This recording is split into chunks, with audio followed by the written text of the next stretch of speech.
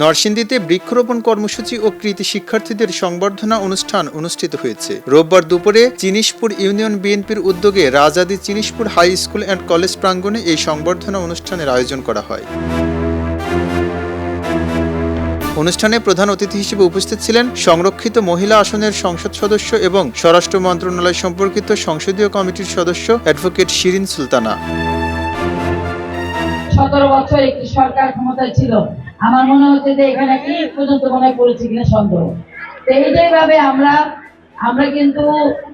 একটি অর্থনৈতিক ধ্বংসের মধ্যে দাঁড়িয়ে কিন্তু আমাদের সরকার দায়িত্ব গ্রহণ করেছে।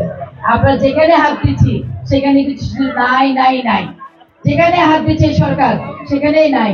ব্যাংক খালি, শিল্প প্রতিষ্ঠান খালি, গার্মেন্টস সেক্টর ধ্বংস, এখানে স্কুল কলেজ মাদ্রাসা রাস্তাঘাট কিছুই নেই। চিনিশপুর ইউনিয়ন বিএনপির আহ্বায়ক আওলাদ হোসেন মোল্লার সভাপতিত্বে অনুষ্ঠানে বিশেষ অতিথি হিসেবে উপস্থিত ছিলেন রাজাদি চিনিশপুর হাই স্কুল অ্যান্ড কলেজের অধ্যক্ষ মোহাম্মদ আবু বকর সিদ্দিক, নরসিংদী সদর উপজেলা প্রাথমিক শিক্ষা কর্মকর্তা মোহাম্মদ শফিকুল ইসলাম, নরসিংদী জেলা বিএনপির গণশিক্ষা বিষয়ক সম্পাদক আব্দুর রউফ ফকির রনি এবং জেলা বিএনপির সদস্য বিল্লাল হোসেন ভূঁইয়া সহ অনেকে। পরিবেশের ভারসাম্য রক্ষা ও সবুজায়নের লক্ষ্যে বৃক্ষরোপণ কর্মসূচি হিসেবে উপস্থিত শিক্ষার্থীদের পাশাপাশি শিক্ষকদেরকেও গাছের চারা বিতরণ করা হয়।